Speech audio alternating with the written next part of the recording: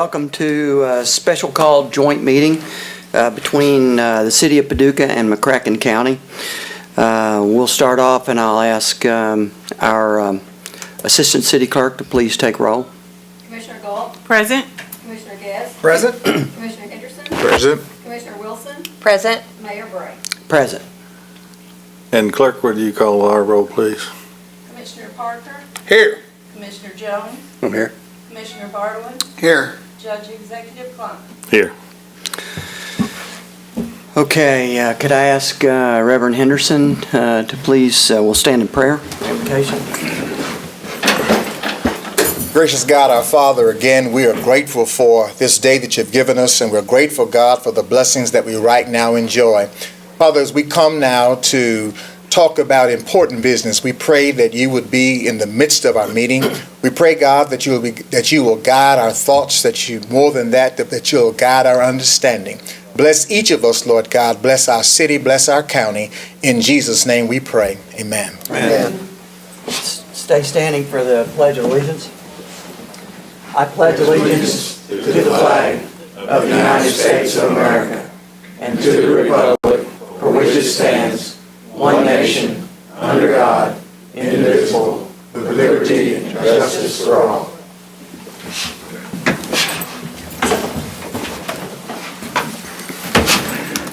So this is my first joint city-county meeting, and so I'm honored to have, my fellow county judge, executive, and county commissioners here.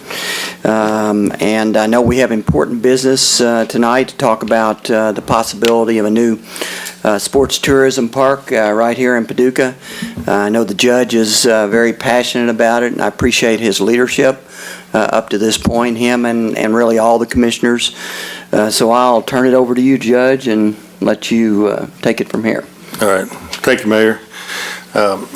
I am passionate about this. I'm excited about it. I want to just take a couple of minutes to tell you why, and I think that this is it's an exciting project. I think it can really move our community forward, and we have the opportunity to do this, and it's just the energy's behind it. I think the public's behind it, and we want to make sure that you guys and ladies are on board with understanding and having input into this project. And so, to me, in government, it's like in life. There's times when the stars align and the timing is right to move boldly forward. And this is the time and this is the means. Our children play soccer on a landfill, and it's just embarrassing. Our baseball, softball fields are in critical need of rehab. The best possible site for a sports complex has been donated to the county. And it is in a location right between two existing city parks, right on the greenway, right on a highway, right at a traffic light, and right in the city. So it's accessible to the inner city kids, just like it is the children and the adults that are spread throughout our county and even across our region, multi-county region. It's no exaggeration to state that this project, upon completion, will transform McCracken County and Paducah into a vibrant and growing sports area. It's no exaggeration to state that this will be, in my opinion, the greatest economic development enterprise that the city or the county has ever undertaken in our history. Nothing else comes close. Nothing comes close. It's no exaggeration and perhaps even an understatement to acknowledge that while this complex will provide tremendous economic development growth to our community, it will at the same time provide a facility where our children, and adults can enjoy the facility at the same time it's generating income. That's a great point to understand. and to enjoy it for generations to come. So at the conclusion of this presentation, I'm going to ask the City of Paducah to join with McCracken County as full partners on this project, on whatever we jointly design, whatever we jointly agree upon. It may be something similar to this draft. It may not be. But we want to work together. We are, the city's a part of the county and the county's a part of the city. And so, we've made tremendous strides. This body with the previous administration and with this one. Together, if we join in this, the ask will be up to $20 million from the city to join with our up to $20 million. And then we can accomplish what I think our mutual goal is to make this community a better place, and in this instance, a far better place than it was when we assumed office. And so we have the need, we have the means, we have the time, we have the place is right. The only question is, in my mind, just do we have the will? Do we have the will to go forward and do this? Steve Doolittle has a presentation he'd like to make just for a couple of minutes before we get into the design presentation. Steve. Good evening, Commissioners. I will be brief.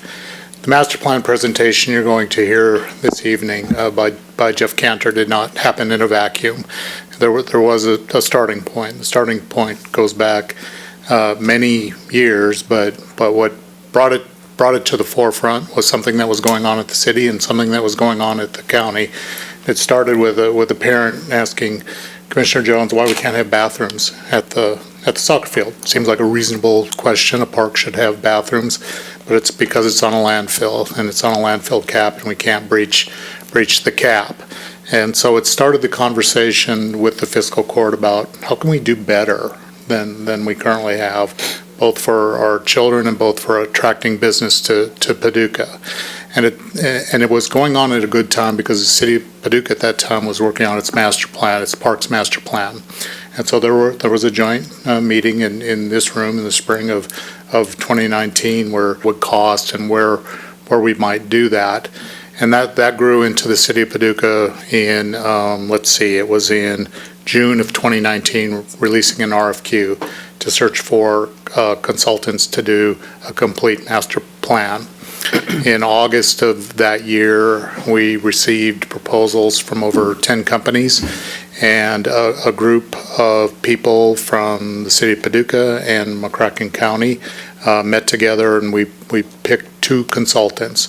And we advanced that to the newly formed Sports Tourism Commission. The Sports Tourism Commission was really jointly formed by both the city and the county as we restructured our tourism assets to keep the existing CVB and add what is essentially another CVB, but one specifically tasked with the mission of creating sports tourism opportunities in the community. We passed those 2 consultants on to them, and they ultimately picked Peck Flannery of Paducah, who partnered with a company called Hitchcock and another company called Pros, and you'll hear a lot more about, and Bacon Farmer Workman of Paducah, partnered with those groups to do for us a master plan. That's where we're really at this point, is just the master plan. Nothing's been designed. Designers haven't been hired yet. All we've really got to this point is a master plan and a location. So with that, I'll introduce Jim Dudley. He's the chairman of the Sports Tourism Commission, and he'll do his piece. Thanks, Steve, and good evening, everybody. And he said, I'm the commissioner of the Sports Tourism Commission, and when we came together, we really focused on what our core values were going to be, and this wasn't just a one meeting. We took 3 meetings to do this, and we said, why are we here? Why did the city and the county put us together and bring us in? And so we asked some questions. What's important to us? What defines success? And what will be most valuable to our customers? And by customers, you're talking about the youth that the judge mentioned. You're talking about tourism, people coming in. And you're talking about the parents, and that's a big piece of it. So when we really started focusing on that, we kind of came up with 3 core values for the Sports Tourism Commission and what we've made every decision based off of. Our first one was heads and beds. You know, as a Sports Tourism Commission, we want to bring in tourism. We want to bring in economic development and economic impact to our community. We all know how great Paducah is. We know how great it is to live here. We want people to come in and see that. And from going downtown to, you know, the mall area, wherever you go in Paducah, this is a great place. Let's get people here to see that. So we focused on heads and beds. Second thing we focused on was transparency and honesty. You know, what can we legit look at and build, be transparent with the public, get their opinion on it. We've asked tons of people. We've had tons of meetings. We didn't take that lightly. We wanted everybody's opinions. We've talked to the local leagues. We've talked to the soccer, softball, baseball, met with people outside the area. I mean, tournament directors, everybody, we've gotten input on it and gotten their opinions. And then lastly was overall experience. Not just the field experience, but the community experience. If you guys have never been a part of a travel ball family, when you go to these areas, when you travel to communities, it's not just about the ballpark. What's the hotels look like? What do you do in between games? You know, last weekend we were supposed to play 3 days in Cape. We got rained out. We spent 3 full days in Cape waiting to see if we were going to get to play softball. Well, they didn't have stuff for us to do. We're not going back there. Instead, we spent, I know my family spent over $1,000 in 3 days and played 1 softball game. So that's the type of impact you're looking at when you build something like this. All your stores, the shopping increases, restaurants increase. So we put all that into what we did each time. And then when Jeff, and I'm going to let Jeff come up here and start his presentation, every time he's had a meeting with us, every time he's done a presentation, you'll see those core values embedded in what they've done on their end at PFGW and his team. So I just wanted to kind of share that with you guys so you understand what our thought process was and how we came to this point with our team, and just kind of what our goals are as we move forward. So with that, I'll introduce Jeff Cantor with PFGW.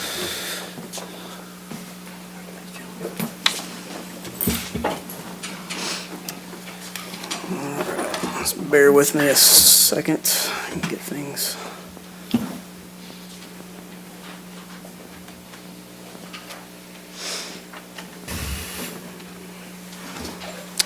All right, Michelle. Oh, there we go. Nope. I knew. If it goes idle more than I 15 went to minutes, sleep. it's like, I knew this was gonna.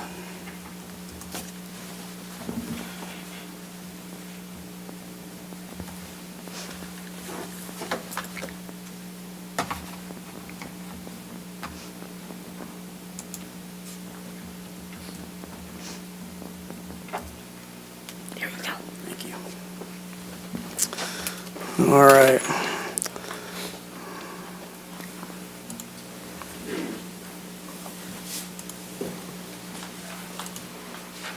Okay. Thank you for your patience in that. Technology is a necessary evil. Well, my name is Jeff Cantor. I'm a principal and project architect at PFGW Architects here in Paducah. We've been in business for 57 years in this community and are proud of that fact. And most of our work is within an 1.5-hour drive of this community.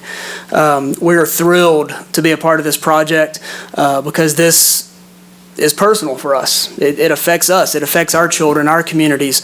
And so everything that Jim said, we echo completely. As we were assembling a team for this, we knew we don't get the opportunity as PFGW to design outdoor athletic complexes that much. We just don't get that opportunity because of our limited, on our purposeful limited scope of service area. And so we went out and found the best. And we found Hitchcock Design Group was recommended to us by another firm that we had partnered with in the past. And that has proven to be a relationship that I value greatly. Hitchcock is top-notch and consider the 2 guys we've been working with personal friends now through this project. Randy Royer and Eric Hornig are the principals that have worked on this project. This firm is based out of Chicago and Indianapolis, and so they design these facilities all over the Midwest. Pros Consulting was another consultant that we brought on the team. Hitchcock has worked with them in the past, and they bring to the table a lot of experience with recreation planning and management, the business side of things, pro formas and revenue models, expenditure models. Philip Parnan is the principal there. These guys couldn't be with us tonight just because of travel schedules and things like that. But they're watching and are a phone call away if needed.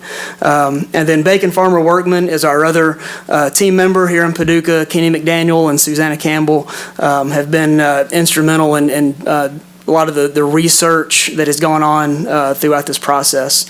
And as Jim mentioned, these principles, these are a little bit different than what he said, but the heart of these principles is in everything that Jim mentioned. These principles, I went back through meeting slides last night as I was preparing for this, and the common denominator in every presentation we made to the Sports Commission was this slide. Without a doubt. And so these principles drove everything we did as a design team.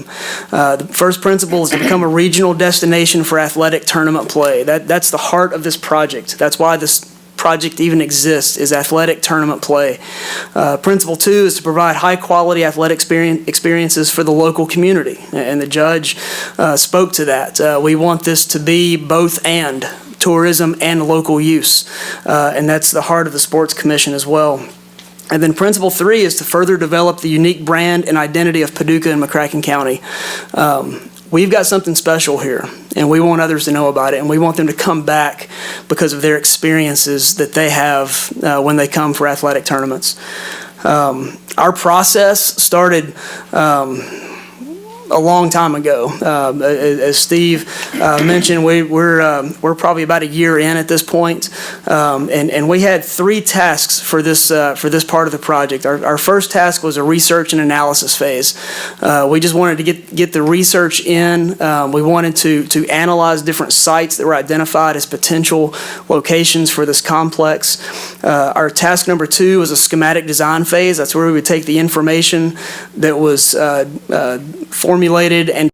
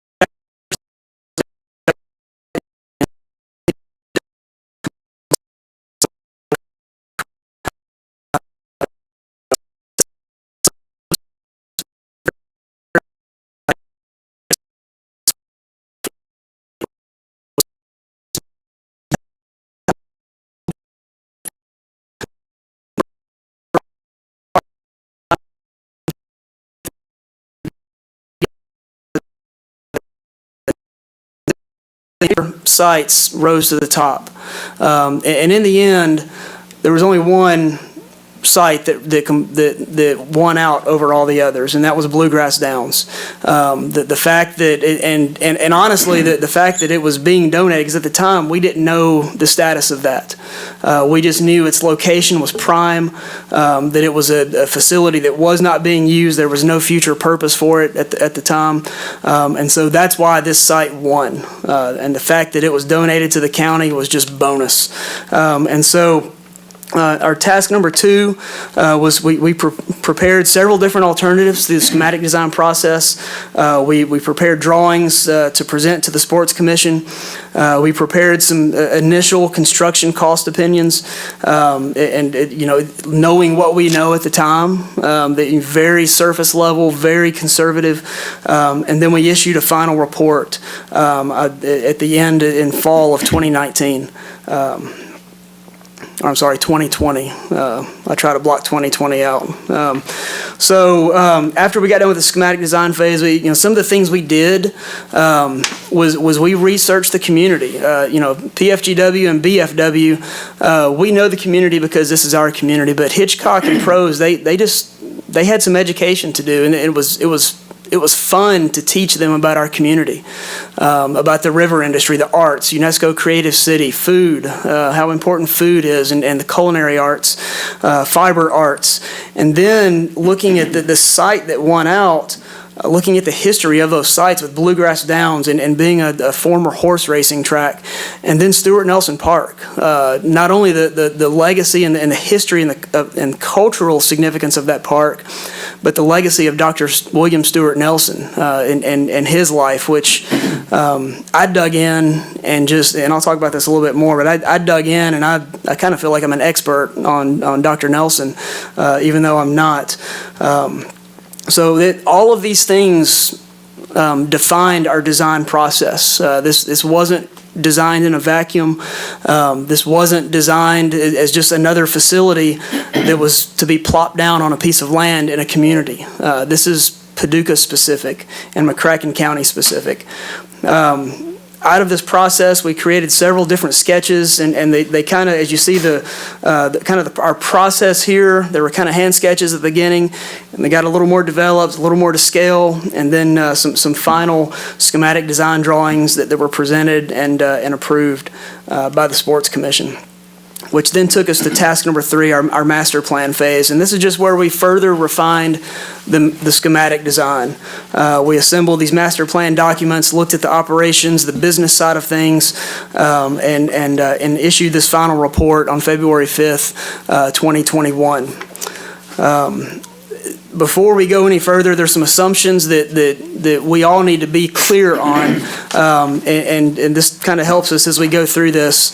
These assumptions defined our process. The McCracken County Athletic Complex, that's the name of this project, and our office.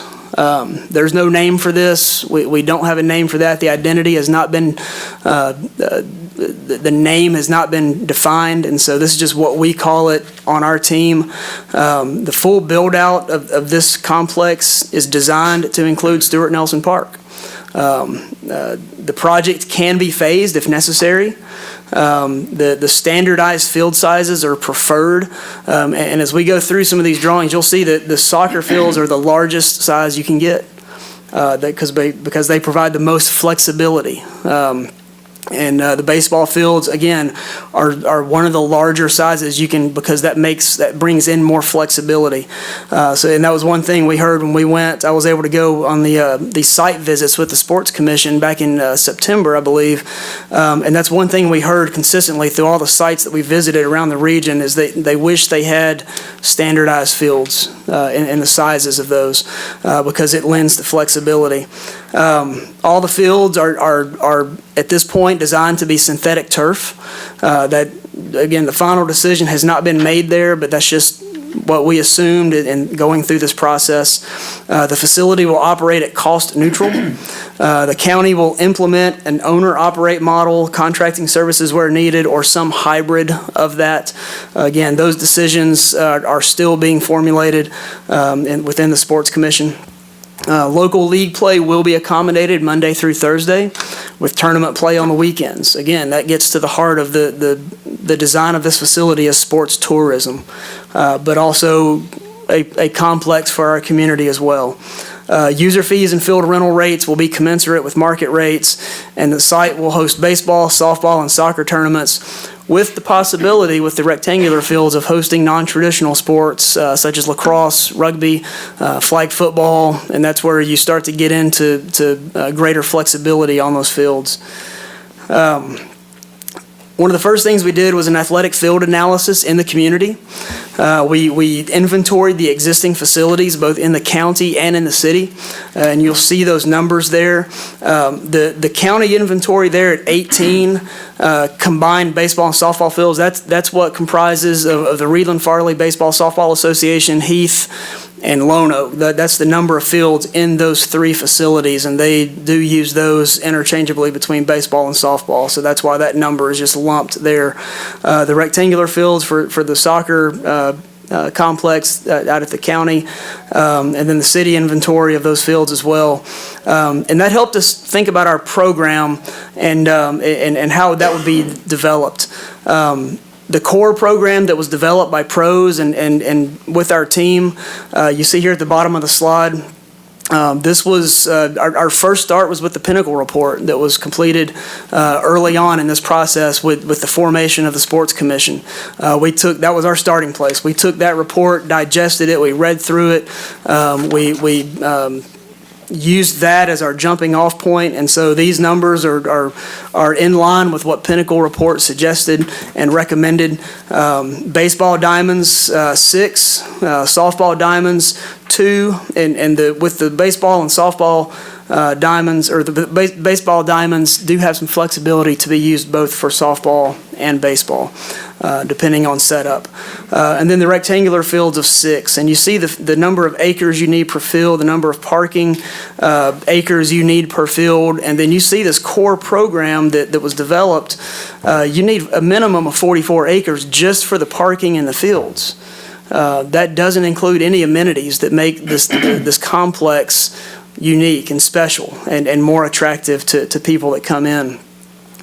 Our design principles, we needed the size of the park to be 60 acres or more. The service radius would be determined by the demand and the outcomes.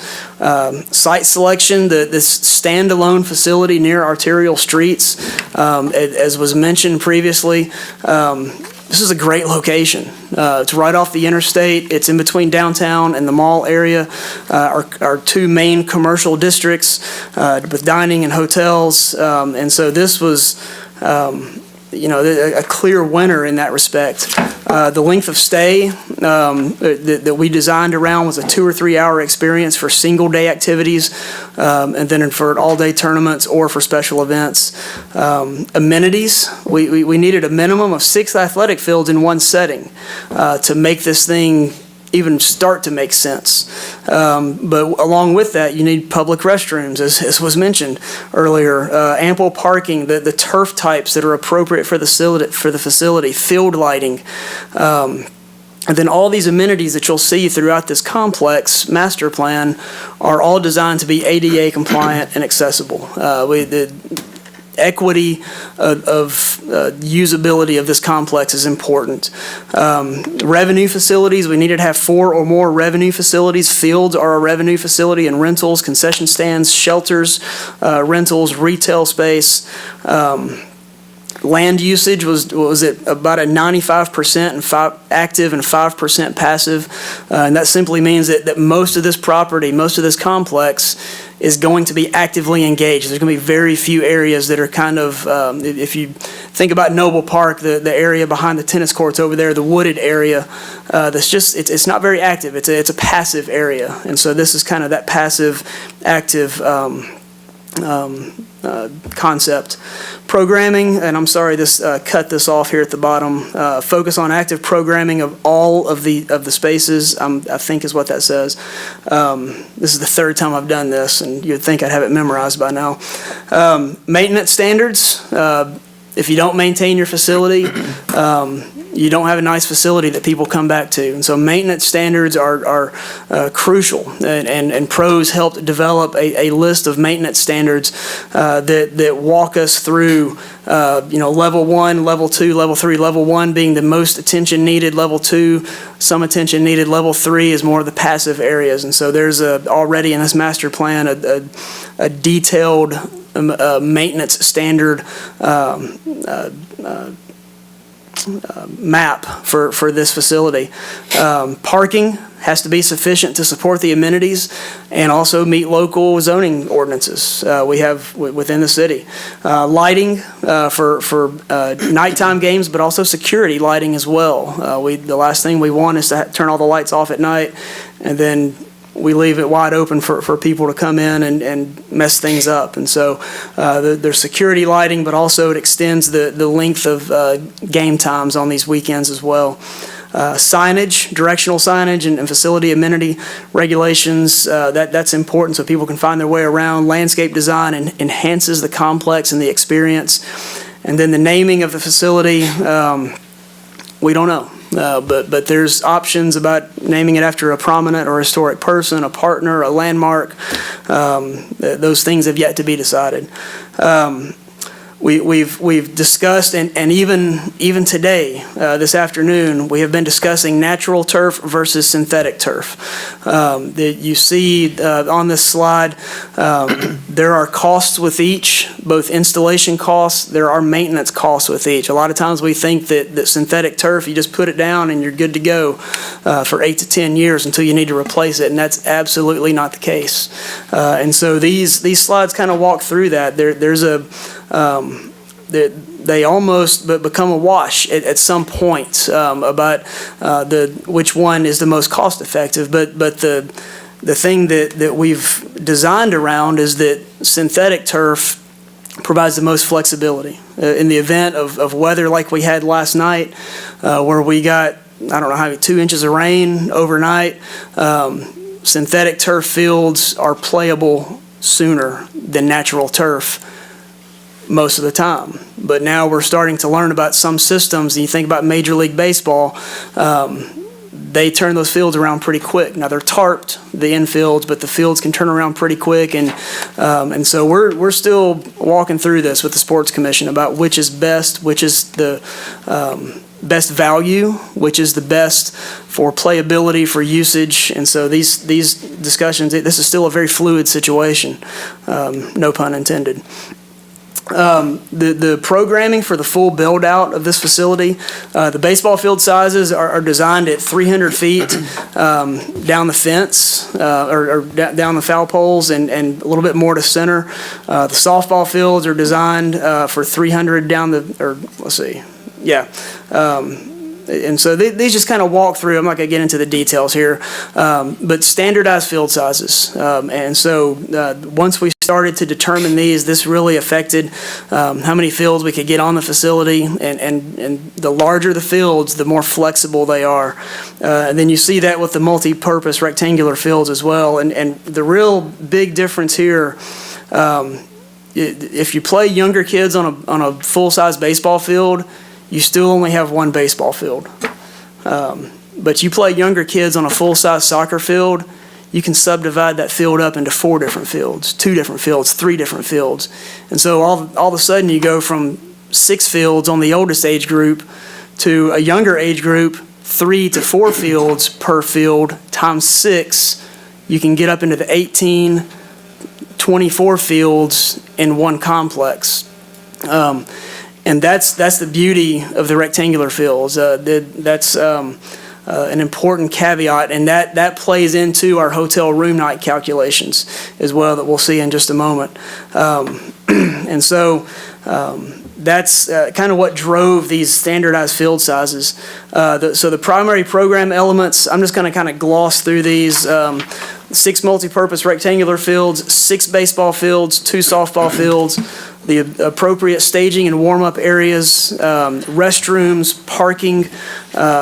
We have about 782 spaces accounted for on this master plan drawing right now, which is enough to accommodate the fields, the turnover between games. We need field maintenance and bulk storage. We need walkways, site furniture, tables, chairs, benches. Stormwater detention will be an issue. These are all primary program elements. Secondary is concessions and merchandising. The ticket booths for that, playgrounds, splash pads. We don't do travel ball. I've got an 11-year-old son, and I'm fighting it tooth and nail. He's wanting to do travel football, and I'm just not wanting to do that. But for a younger sibling of a child who's playing in a game, they need something to do. So these playgrounds, these splash pads, or these other amenities that give the younger siblings or even older siblings something to do, something that can keep them occupied and make it a fun experience for them too, so it's not just about their sibling. Shelters for community use, for tournament use, for teams to gather in. Championship plazas are another, just a program element that adds another level of experience to these facilities. As the judge mentioned, this complex is skirted on the north side by the, not even skirted, it's bounded on the north side by the Greenway Trail as it runs from Noble Park to Stewart Nelson Park and then over to McCracken County Park across the Leaper Bridge. And so trail connections become very important as we engage our local community and give them opportunities to use this park through the week and have these trail connections. And then sport courts, multi-purpose basketball, pickleball, just another layer of use for tournament users and local users as well. The hotel room potential, this is where we start to get into the heads and beds, this principle number one that defined this project. You see here soccer, the first three columns, U13, 19, U12, 11 and 12, and then U9 and 10. You see the number of fields or the number of teams per field. So on a tournament weekend, you can get 8 teams per field. Number of players per field, 11. Total players per field, 88. Number of people per family per player at 2 1/4 or 2 3/4. And all these numbers start to add up. And so the total number of visitors per field for that U13-19 group is 242. And then you start to do that math out, and you start to get these potential hotel room nights. And these are all calculated at a 45% occupancy rate. We're assuming 45% of the people that come to these tournaments will actually stay in a hotel. Some folks come and maybe they lose and they just go home. Or maybe they live close enough where they don't stay in a hotel and they drive an hour back to their house or whatever. So these numbers are very conservative, and they're that way by design. We want to make sure that we're not being misleading in any of these numbers. So you start to see the numbers increase with soccer. The hotel room nights go up as you get in a younger age bracket because the number of fields change. Flag football is not as many. It's one of those sports. It's kind of a on the edge sport. It's not a real big player in all of this in the travel circuits. But then you get into baseball and softball, and you see the hotel room nights there with 37,000. The hotel room nights for 6,200 for baseball, and then 2,000 for softball. And so you see that soccer offers the most hotel room nights, and it's because of the flexibility of the fields and the sizes of the fields. This generates a total hotel room nights annually of 20,000 hotel room nights. And as Michelle Campbell was saying on the webinar this morning, the tourism webinar, that at some point in March through the indoor facility, they reached an 83.8 occupancy rate at some point in March on a weekend. And that's fantastic in the middle of a pandemic. So you start to see how these numbers translate out, conservative numbers. You see the total tournament visitation at 132,000 people that would come into our community and use this complex for its intended purpose. And this doesn't include the locals that would use it week in and week out. And Jeff, did you say that's for a one-day tournament? Yes, these are hotel room nights, and we'll get into a little bit more of the calculations in a minute. But yeah, these are one night stays. So this would be a Saturday night playing into Sunday. So these numbers again then would fluctuate if somebody came in on a Friday night because they had an early Saturday morning game, or they stayed, didn't have school on Monday, or did, and stayed Sunday. You've done that, hadn't you? Yeah. Or stayed Sunday night and then went home Monday. So this does not take that into account. These are assuming one night stays. And so, again, another level of conservatism there in these generated calculations. Operational strategies is kind of the next thing we talked about, and actually talked about this with the Sports Commission last week in their meeting. Operations includes contract management. There's management of contracts with promoters, tournament organizers, vendors. All of these contracts that would come up in a complex like this. Equipment management, managing and using the function, maintenance, life cycle replacement, technology. You've got to manage the equipment that helps to maintain the facility. Human resources, attracting and hiring and retaining qualified personnel. Maintenance management, knowing when to clean the fields, how to clean the fields, how to take care of the fields, how to maintain the right level of moisture in the fields, and fertilizing, and even just cleaning bathrooms. How often do they need to be cleaned? How? All of these things go into the maintenance of the facility and the management of that. Marketing and branding. This is how people hear about us. This is how this complex, the word is spread about this complex. People's social media is king, whether we want to admit it or not, and people's impressions about anything are put on social media for all to see. A good experience leads to good reviews and good comments. Bad experience goes the other way. And so marketing and branding this. And then risk management. This is another operational aspect repairs, securing insurance, handling claims, inspections. All of these things go into the operation of a complex such as this. And you'll see another list over there to the side. There's different approaches to operations. There's the own and operate model, where this the county, the sports commission would own this complex and operate it. There's pros to that. There's cons to that. For the sake of time, we won't go through every one of these. But the pros are there's total control over the complex. They can. There's financial control and all of that. The cons is it creates a new agency. It puts another layer of burden on people that in the sports commission. They do this for no pay. They're volunteers, and so to put that another level of burden on them to run this facility. And then there's the own and outsource model, and so there's pros and cons to that. You can find a management company that could come in through an RFP process, where they could come in, present their proposal to manage the facility, and then you turn that over to them. The cons to that is you start to lose some control over the complex, and then there's just a multitude of hybrid approaches, playing to your strengths.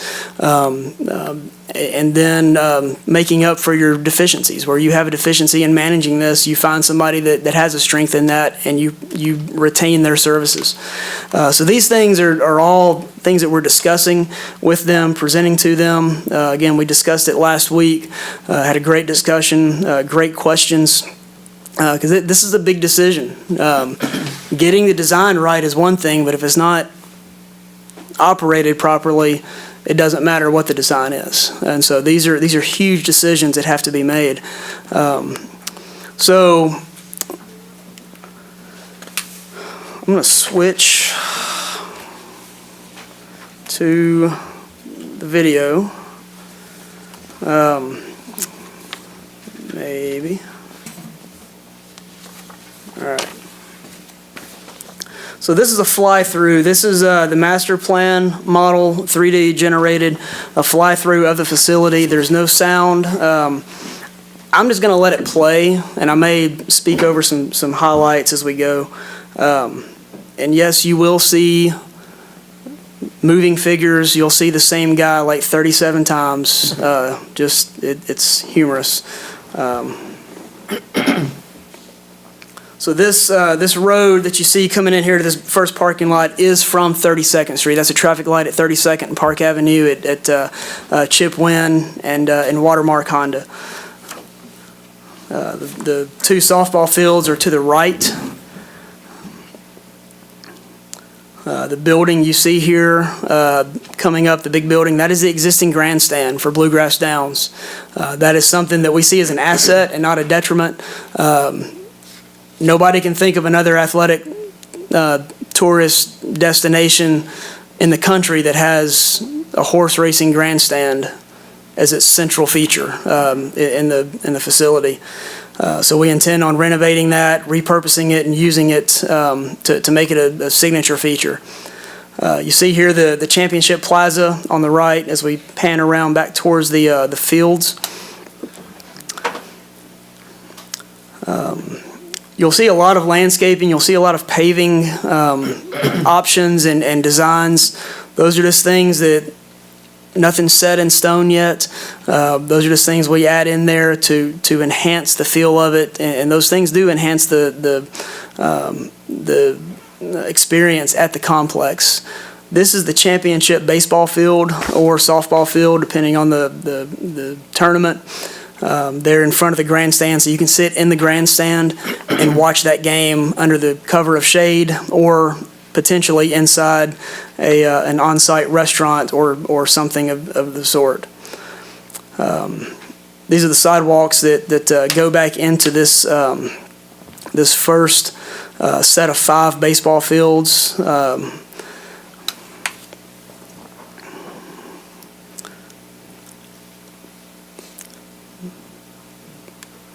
You'll see everything is designed in such a way to have a sense of permanence. The bleachers, some of the bleachers are designed to be moved, some are stationary to provide some flexibility. Shelters, here's a playground here in the middle of this set of 5 baseball fields. Concessions, restrooms.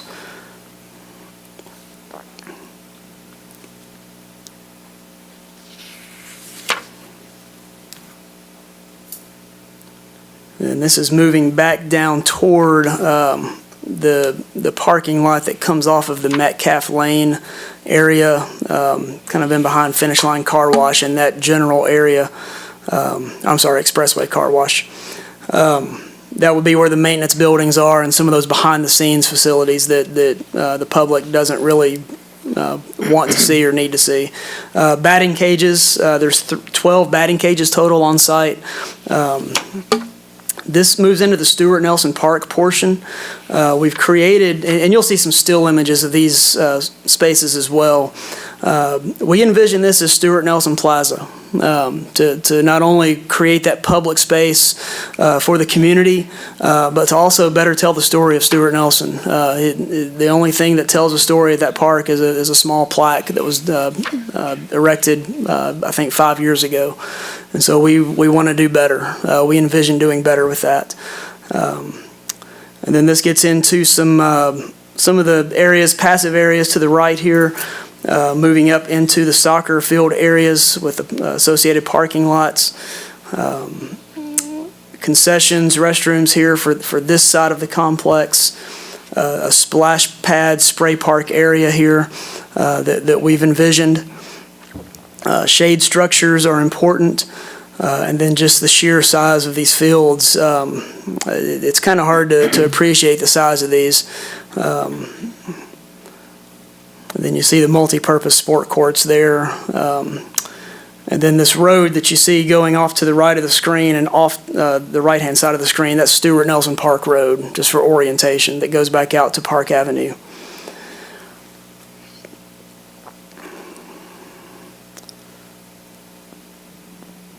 So we don't care about the next video.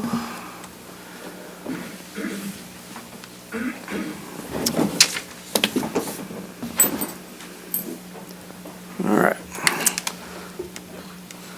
So again, just overall image of the site. You start to see the trail connections. The Greenway Trail comes up along this north side of the property, up around Stuart Nelson Park, and ties back in with the Leaper Bridge.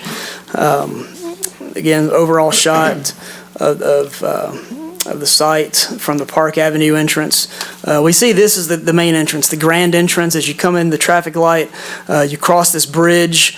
With this part of the site being the former Bluegrass Downs, we envision, horse-type fencing, kind of that split rail fence that you see that's kind of reminiscent of the central Kentucky area around Lexington, because this defines not only it tells the story of the past of this site, but also just creates an environment that's reminiscent of Kentucky and this area. The softball fields, Championship Plaza, again, just a place where at the end of a tournament, teams can gather and be presented their trophy before they go home with wonderful experiences of Paducah. The grandstand, we envision this as kind of the central gathering spot with the main concession area, seating up in the bleacher part. We envision this far right side, this upper level, is that fully enclosed clubhouse. We think that might be a great restaurant or some kind of food service facility. There's restrooms here. There's gathering spaces for teams. There's check-in areas for teams for tournaments. We see here on the far right of this a vendor court where vendors can set up and sell things, souvenirs, that kind of thing for these tournaments. A view from the grandstand looking out onto the championship field. I think this next slide, one of the things that came up after the master plan was completed was an idea of what about a stage? Is there a possibility of adding a stage in this backstop area to accommodate a small concert? And so we've looked at this. This is a really rough concept of what that could be, but it's certainly possible. Again, adding to the number of and types of events that could be held on this property and in this complex. The 5 diamond fields and the associated core there with the concessions and restrooms, the amenities of the playground, shade structures. Again, looking back over to Stuart Nelson Park portion, this is the area where the 4 current diamond fields are. And you see the big green space here. That's just, again, just designed public green space for community gatherings and events. We have shelters right there off of that green space. We do have a stream that runs through there that needs to remain. These shelters and this public plaza, we envision, again, telling the story of Dr. Nelson, his contributions to the civil rights movement, to education. He was an educator, president of several universities, and finished his career at Howard University. And so just a great scholar and civil rights leader that not too many people know about. And so we want to tell the story better and envision doing that in some unique ways. Again, the core area of the soccer rectangular field complex, and then just, again, an overall image of the site. This is the part that everybody dreads. I am including myself in that because these numbers are big. But as you see from the video that you just saw and the images you saw, this is a big project. This is, I can't remember the acreage, about 90 plus acres, 60 acres or so, 70 acres or so from Bluegrass Downs, and another 35 usable acres at Stuart Nelson Park. So we're up over 100 acres at this point. And so I will preface this with these numbers are based on the generated images you saw. We don't know quantities of anything except fields. We don't know restroom finishes. There's a lot we don't know because of what we were tasked with in coming up with this master plan. We weren't tasked with those details yet. So these numbers are very conservative. They're based on real projects that Hitchcock has completed recently. They're based on their own experience and doing these projects.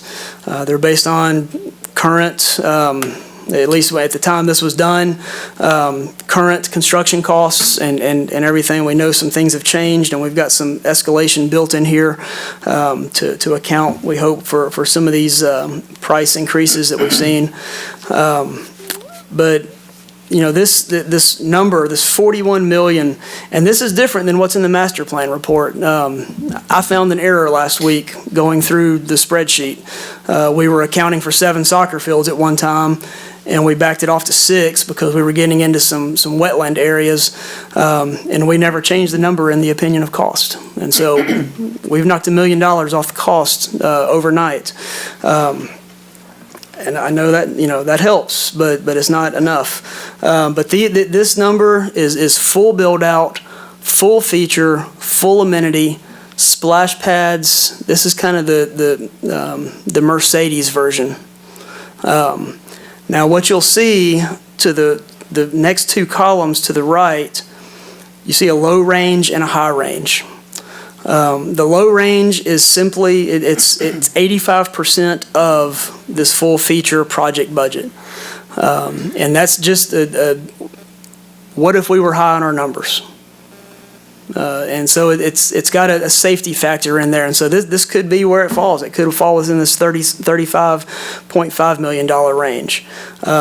If we were a little low on our numbers, and we don't anticipate that we are, but in case we were, we've added 5% for this high range. And so we get up to $44 million then. But we really feel like we've been conservative enough that we don't, unless the scope changes, we don't see this going higher.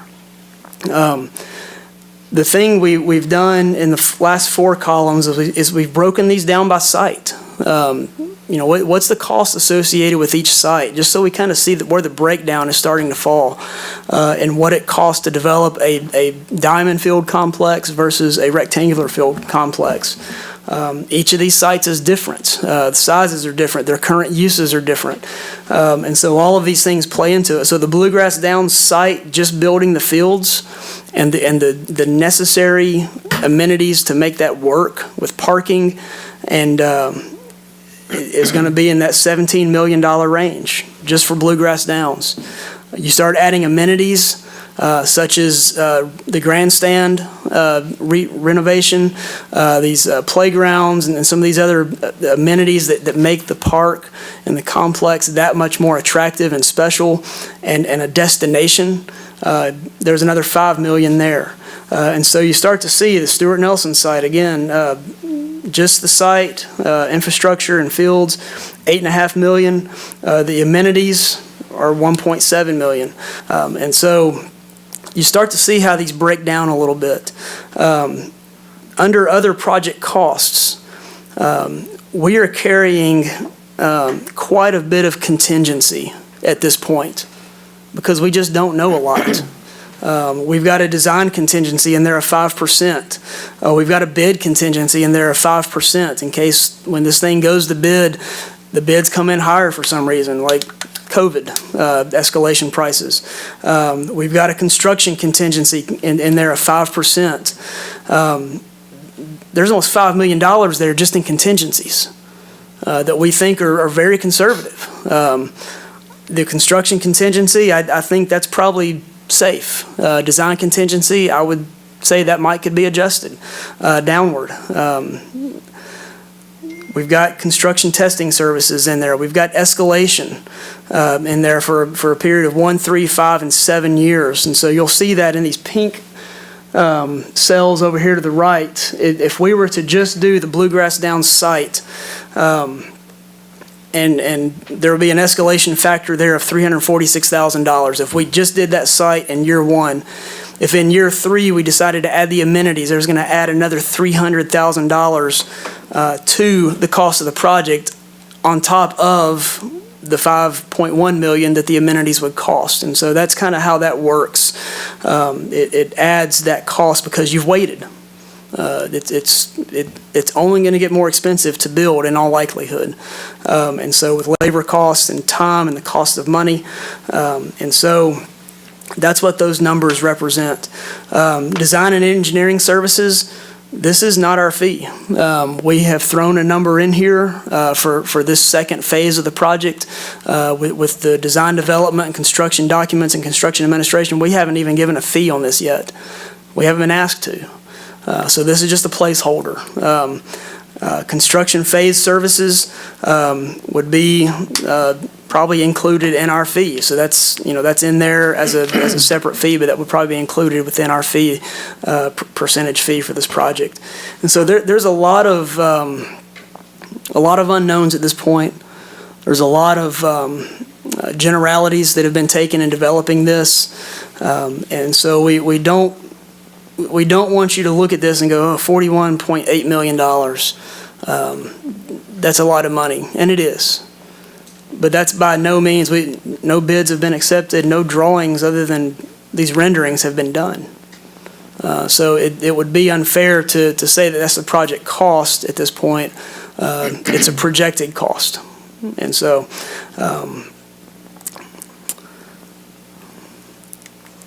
and this is just kind of a visual breakdown of how these sites, the cost breakdown per site.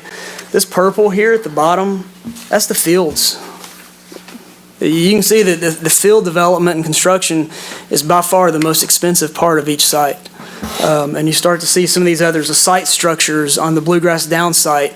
That number is $5.6 million because you got the grandstand building, you've got concessions buildings, the vendor court. But you get over here to Stuart Nelson Park, site structures is $400,000. We got one small concession restroom building. But the fields, again, are the vast majority of the project cost. And so that's just a graphic representation that just helps you kind of see where things are falling. Operational plan, we discussed this a little bit ago. We've divided the project into different zones: athletic zones, champion zones, event zones, and operational and common areas. You can see here what are in each of these zones. The athletic zones are the fields and dugouts and bleachers and restrooms. Champion zones are the championship fields. There's a championship diamond field, and there's also a championship rectangular field that we're accounting for, because we didn't want to cheapen that experience for the kids that are playing soccer or lacrosse or something like that. So we do have championship fields in each zone. Event zones, and then operational and common areas, disc golf playgrounds, and we know the disc golf course is affected by this, and we're working on that as we speak, figuring out which holes exactly that affects and what can be done to remedy that. In fact, I'm meeting with Kevin Leneve on Friday. Jim and I are, and I think Amy, to just, he's the president of the local disc golf club here in Paducah. Go to church with him. So we're meeting to kind of just talk through things. How does this affect them? How does this affect their club, the play of the course? And so we want to learn. I don't play disc golf. If I'm as bad at that as I am real golf, there's no reason to play it.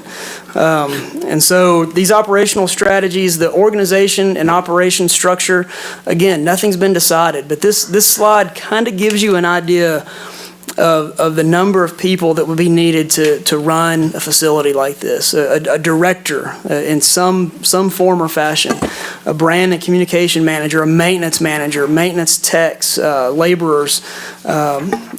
You need an event manager that will help schedule the events, the tournaments. You need people under that person that will assist in recreation and merchandise attendance. And so these are all some of the things that go into operating this complex, staffing it. How does that look?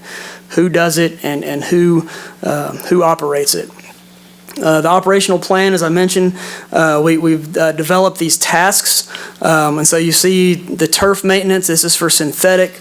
That tells you who the staff is that does that, what the task is, and the frequency that the task needs to occur. And so these things are already in development. You see the hard surfaces there, say sidewalks. A maintenance laborer will remove sand, dirt, and organic debris weekly or as needed. And so that's spelled out. And so there's no question about when things needed to be done to maintain this facility. The financial plan, the capital funding source opportunities, we know the transient room tax was created for these type of things. There's different grants, there's bond issues, there's land and water conservation funds, local, national, regional foundations. There's naming rights, which will be a huge part of funding this facility, we think. There's partnership development agreements that could be brought into play, public-private partnerships, recreational trails programs because of the trails we're having connected with this complex and the trails we have going through it. And so there's just a lot of different avenues to explore about how this could be funded. Operational funding includes user fees, concessions, parking fees, permits, tournament fees, concessions, or the official food and drink and equipment sponsors. That would be like Coca-Cola saying we're going to be the sole provider of soft drinks for this complex. Scoreboard sponsors, there's Wi-Fi revenue, there's advertising revenue, batting cages, that brings in revenue. Volunteerism, while not a source of revenue, it does help offset the cost of hiring people, to have volunteers that come in and provide a service for a specified amount of time. Special fundraisers, and then private management of elements of the complex, like this potential restaurant. That would be somebody that would come in and run that thing, apart from this, and then it would just be part of the complex. The 6-year pro forma for this is full build out. This is not phased. We anticipate with the revenue generations we've done and the expenditure generations that have been completed, we anticipate this facility in first year running a deficit of about $400. Now, we've made a lot of assumptions here. We've assumed synthetic turf for all the fields. We've assumed a lot of things that we don't know yet, but these are based on Pros Consulting out of Indianapolis. They have done, this is what they do. And so these numbers are things that they see in projects they've done in municipalities across the nation. And these aren't just, they don't just do these in Indiana, they go across the nation and do this. So these numbers are trustworthy. In the second year, you see some modest gains throughout year 6. These assume a full year of operations. So if this facility opened up in September, that's going to be different than opening up in January. And so sponsorship revenues are not accounted for in this model. So any naming rights or sponsorship like that, these are not included because those are anticipated to be placed into a reserve fund for maintenance and upkeep and for debt service and capital projects on this facility. This does include $1.5 million in expenses for debt service with an annual increase every year. And then it assumes all synthetic turf fields and that all fields are lighted. So there's some big assumptions here, but you see, if these assumptions are close, first year in the red for $400 is pretty good. Naming rights, again, these were not included in those revenue models, but these just show you some of the potential naming rights and the revenue they would bring in. We've accounted our calculations for this total potential 5-year income at the mid-range column. So there's a low range, there's a high range, but we're just shooting down the middle here. And so you start to see that, naming the facility, a naming sponsor for the whole facility could bring in $1.5 million over the span of 5 years. And so you see at the bottom, this total sponsorship opportunity is $3.2 million, which is significant. Then I'm going to let Jim come up and share these last 2 slides as I'm just thank you for Can I ask a letting quick us be here. question Yes, sir. on the expenses? Yes. Did you say that include debt service? Yes, that does include $1.5 million in expenses for debt service. $4 million first year, that includes 1.5 in debt service? Yes. And that covers how big of a debt? I don't know. I can find that out. This is where I wish Phil would have been here tonight, but he just couldn't make it down here. You know roughly, Steve? 20 million. 20 million, okay. What, you said 20? 20 million. A million for 20?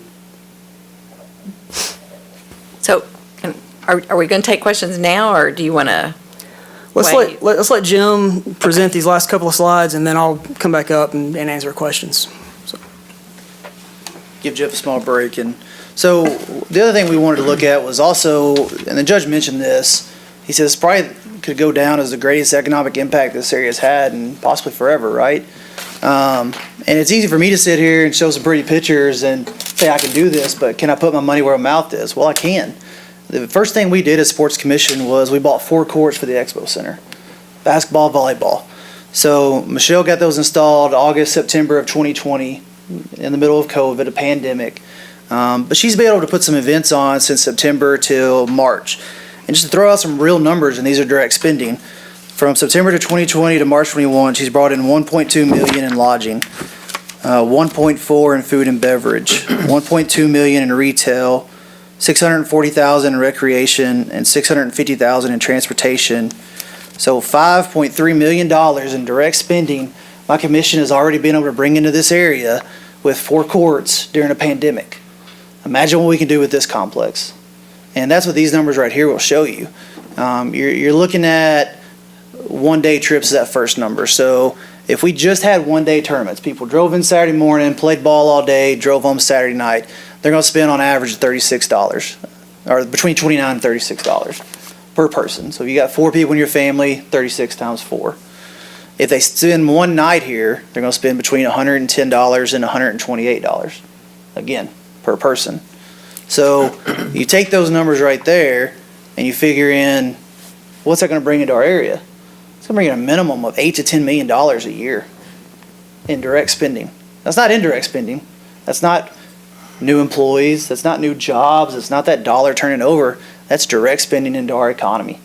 Okay, that's our shops. That's our restaurants. That's our hotels. And that's for single day tournaments. I told you what our core value was heads and beds. So that means that's 2-day tournaments. So double that. I'm going to bring in $16 to $20 million in this thing. And what happens when we start getting into the big tournaments, your showcase tournaments that are 3- and 4-day tournaments that these teams pay $3,000, $4,000 to come to? I mean, the potential is endless, right? You build a mecca of a complex that nobody can compete with. I mean, who can compete with this within 5 hours, 6 hours, possibly longer? So we understand the ask, but we're putting this right back into our economy. And it's going to create jobs. He showed you a slide of, I think if I counted off the top of my head, 21 jobs this complex will bring in. That's tax dollars. That's people moving to our area. They're buying houses if they can find a house. Living in apartments, whatever that looks like. So this complex is going to do exactly what all of you guys want, right? It's economic impact. It's growth. It's new jobs. So that's why we're as passionate about this as the judge is. This Sports Commission, we're behind this 110%, put the work in, we've done the research. He talked about volunteerism. We're all doing this on the side. None of us are getting paid either. So we're sitting there in meetings, traveling to sports parks, checking this stuff out. And I can't tell you how many times I'll call Jeff or Steve or somebody after I've seen an idea or something like, hey man, we need to figure out how to do this. I mean, it's kind of what we think about now. So we wanted you guys to have this number too, because it's one thing to spend money, it's another thing to realize what it's going to bring in. And I think the judge kind of hit on that. So now you can ask questions for myself, Jeff, whoever asks questions. Hey, the city folks, the mayor and Commissioner Wilson have seen this presentation or very close to it. You've done it 3 times. This is a little variance. Third time's a charm. Yeah, So. so whatever y'all have. Well, let's go back to the question about debt service. So what's assumed in the expenses is that there's $20 million of debt. And so it cash flows with that debt service. So we went over this in some deal with the, with Phil, the consultant at Pros about this. And there's sort of assumptions on top of assumptions.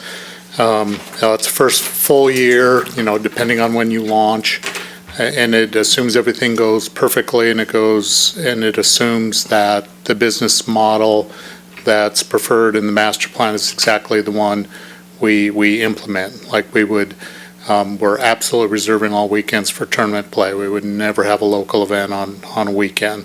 It assumes certain enforcement of cost, even for the local recreational aspect for the rental of fields. So it doesn't allow for, maybe collectively the body comes and says, now we want to do local soccer here, and we want to give them a certain number of weekends, and we don't recover all of those costs that are predicted in the business model. So we have a bunch of choices to make before I would say that, yeah, absolutely, it's going to turn $1.5 million. It can if we adopt the business model and say that's how we're going to run this, but that requires some choices on our part. It also requires that even though it produces money, it produces revenue, we can't go out and borrow money based on that revenue. We do debt, vis-a-vis general obligation, and it might help us support the payments that we put in later, but we have to be prepared for what happens if it doesn't produce the revenue. Then we're going to have to dig that out of our pockets.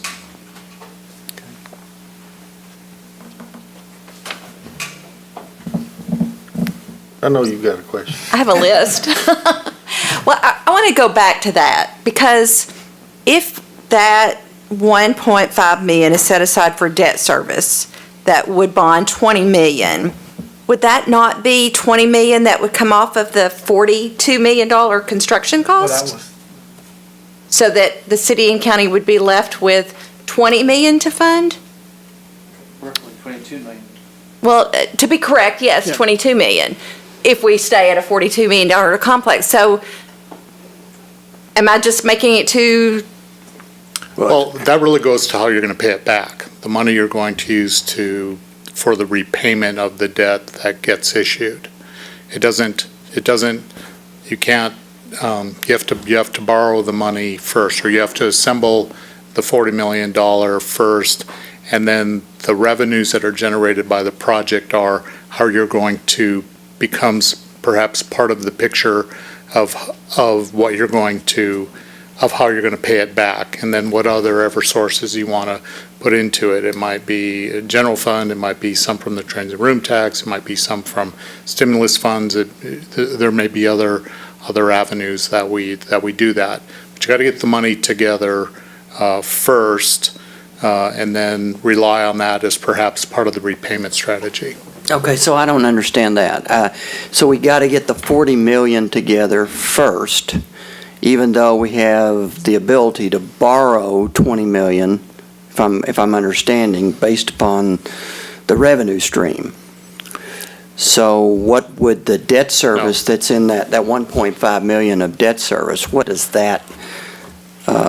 So no, we will not, city and county, based on my experience, will not be able to borrow based on revenue. If you're going to only be able to borrow based on the value of your tax base. Only utility companies get to borrow off their revenues. Nobody's going to borrow you money based on saying, well, I'm going to pay it back when I make money at the park. So we're going to borrow it based on our tax base, and then we can say, let's rely on it for part of our repayment stream. So it could support maybe half of the repayment stream. But that would be in a perfect. Be in a perfect world, right? That requires a lot of choices, and it can even go into the question of are you putting in grass or are you putting in turf? Turf, you put your park into production faster. Grass might take you a year or two before you get to that maturity to where you're playing on it, or just depending on the time of the year that it opens. That it's going to be cost neutral from the beginning. I think really depends on, what do you count as your first year? You might be 18 months after construction before you're saying, I've completed a year or even longer. I think what we would want to do is secure that potential for income for debt service. I don't think we can go forth. We can't start a business on the idea of money, but we can secure it to make sure that we don't have to go beg Jim Dudley to help us make a payment. Rather, we have an interlocal agreement that requires him to help us make that payment once that income. But haven't we bonded money in the past based on that income? Like for when the Carson Center, that there's that 2% that's being paid right now for the Expo Center and the Carson Center, so that money was bonded against the hotel tax. No, it That wasn't. money, No, it wasn't. What was it bond? Well, it's being paid back by that tax. Initially, it didn't produce enough income. It produced only part of the income, and then the city, the county, and the CVB made up the rest. As that fund grew, instead of us using our local tax dollars, we used that money first, but not initially. Initially, we used our own dollars until that was enough. And we didn't pledge that revenue as part of the debt. I think we used it as a credit enhancer, but we pledged our tax bases as our repayment for it. You're going to get a better rate when you pledge your general obligation, but if you have an identified revenue source, like Steve's talking about, you could pledge that towards the bond issue. well, and I think that's a different question. I mean, is the 2% bondable? If that's your question, absolutely, because that's a tax that's going to happen every year, but as opposed to bonding the revenue that we hope, I'm just going to call it. It's the same, isn't it? The 3% for the McCracken County Sports Tourism Commission and the 2%. Absolutely, the 3% is bondable.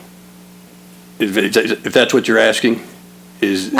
I think I'm Okay, I asking thought you were the talking- I think what $1.5 he's- million debt. I Yeah, I thought you think were. what he's saying is that's a tax, and the 1.5 million of debt service is sort of revenue, less expenses, that's a prediction, an estimate of what we might do, and it's not on paper like that. I'm sorry, I thought what you were asking, Commissioner Wilson, was can we bond the revenue that's going to be generated from operating the tournaments, like the tournament fees? Well, the hotel tax, the transit room tax, that 3% that goes to the Sports Commission. Yes. Can we not use that to bond some of the money for the construction? That's what I thought it was set. I thought that's the reason why we set that 3% tax was to actually build the park, to have the money to do that. So why can't, I'm not understanding why. No, we that can't is do a different now. question, so now I understand you. So, and I think it is bondable. I think the question, the way I understand it is, how we choose to use it. I mean, whether or not we want to use some or part of it for maintenance and, But, I thought you did say that it was, the facility will operate at cost neutral. Yeah, that is the design at this point, based on all these assumptions and everything we have on paper right now. That is the goal, is to operate cost neutral. So I guess I'm just going back, my question is, the 3% that we put in for the hotel tax for the Sports Commission, I thought it was to help build the Sportsplex and to pay for it, part of it. I know it's not paying for all of it, but for a part of it, which it sounds like with the city wanting, the county willing to put in 20 and asking the city to put in 20, then none of that money that was originally put in for the hotel tax is being used to build the sports park. that's what it appears. Yeah, I think are you looking at me? Whoever. I'm looking at you because I'm just asking the Anybody can answer the question. question. It's hard to do. Well, to answer your question, yes, there was plenty of conversation about a portion of that 3% of the Sports Tourism Commission being used for debt service, and there was some debate over whether we would use all of it for debt service because we would need to actually operate something. So when you have the your memory is 1.5% in here for debt service, and you're saying it could do 20 million, I guess I'm just asking then why can't we use that 20 million to build almost half of the sports park, of the Sportsplex? Is the $4 million revenue the first year, does that include the transient room tax? So the transient room tax is in addition to the $4 million. So if we had $1 million for transit, is that $1 million a year on transient room? How much we? 1.1, yes. This last year, it was around between 700,000 and 800,000. So the reality is the revenue, including the transient room tax, is going to be 4.8 million, taking these numbers. So we're going to have 1.5 million in these estimates, plus we'll have some of the revenue that we take in from the transient room tax, we'll have some of that available also in addition for the debt service. if we decide to do that. Yes. So we could have, how much does, say, $400,000, how much does that bond? 5 or 6 million. So if we took the 20 million for the 1.5 million plus the 5 million, we've got $25 million of it covered. But the city and the county have to be responsible for the first 20 million in case the revenue doesn't come in. If the revenue comes in and we have an interlocal agreement, it can pay some of the debt, but ultimately the city and the county would be responsible for that initial Right. debt. Right. And I do hopefully we understand have the that. revenue to cover Right. some of Of it. 20 million each, Right. or 21 million each. Correct. But we have to do the bonding in the beginning to pay for the whole thing. Then how it's paid off, we have to decide later on as we see revenue come in. Can I ask another question that I'd asked last week about the Stuart Nelson Park being included with that? The dog park would have to be relocated, and some, at least, holes of the disc golf. Those ball fields would need to be relocated that are more used for recreational use, and potentially entrance road improvements. Is any of that cost related to Stuart Nelson Park included in the 42 million? We have not included it at this point because we were just trying to get at what it would cost to build the facility. The dog park, I'll speak to that specifically. In January of 2020, the Parks Master Plan was approved by the City Commission, and within that document, the dog park was slated to be moved to the Anna Balmer section of Noble Park. So we kind of took that as that's part of the Parks Master Plan to be done at some point in the future. So we just kind of left that, we let the Parks Master Plan speak to that. The disc golf, we knew there would be some holes that would be disrupted, and so we've had that in the back of our mind, but we have not accounted for that in the project budget. We just know that we need to deal with that, and that's maybe one of that, that may fall into that design contingency where we have to add that in. Stuart Nelson Park Road, we have not accounted for that, for improvements there. We know that it's dangerously narrow at this point and would not be sufficient for this type of complex, and so we have not included any of that in because it's not our road. It's a public road, and so we just have not chosen to include those costs in to account for that. So, perfect scenario, I see how that works, and I think it'll be a good scenario, but if we come in at 60, 70% of your projections, what's the city and county on the hook for, Steve? If we don't hit this, 100%, if we don't hit these numbers, I mean, if we open up and it takes 2 years to ramp up to where the perfect scenario. Not to put you on the spot or anything, That's, but within $100. that's hard to say. Yeah, within $100. That's hard to predict because there are a lot of assumptions that we spent a couple hours with the consultants yesterday. There's a lot that goes into those numbers, and they have high confidence in those numbers, but those aren't decisions you have reached yet. To say that's exactly how this business plan is going to work out. And so I think we have to, in an interlocal agreement, we have to work through those issues and see if that's exactly the way we want to do this. And it will begin to, or what you decide to build. So remember, the North Star on this thing is sports tourism and what will be useful for attracting teams. If later we decide, we don't want to do all that stuff, well, it begins to erode your business plan. So you say, I can't afford 6 soccer fields, I only want to do 4 right now. Well, you can't say you're going to produce 1.5 million in revenue because you'll have fewer teams and fewer kids playing and all that kind of stuff. So it all begins to the business plan that produces the revenue goes hand in hand with the decision of what it is you're going to build. And so that 1.5 is very closely linked to the capital expenditure of the $42 million. So, and not only that, and then how you decide to operate it. So is there a further report that breaks down that particular page? Like There is. What makes up the $5 million revenue? There is. It's in the master plan. I can't quote the pages. I want to say it starts on page 44, approximately. I'm just going to go back to, Commissioner Jones, are you done with your question? Well, are you saying it's in this Yes. packet or it's in another one? Oh, it's in the master plan, so. That's what I guess what I'm interested in knowing is the pros pro forma, looking at that in detail to say, all right, they're going to make $1 million from tournament fees, $1 million from concessions. Yeah, that's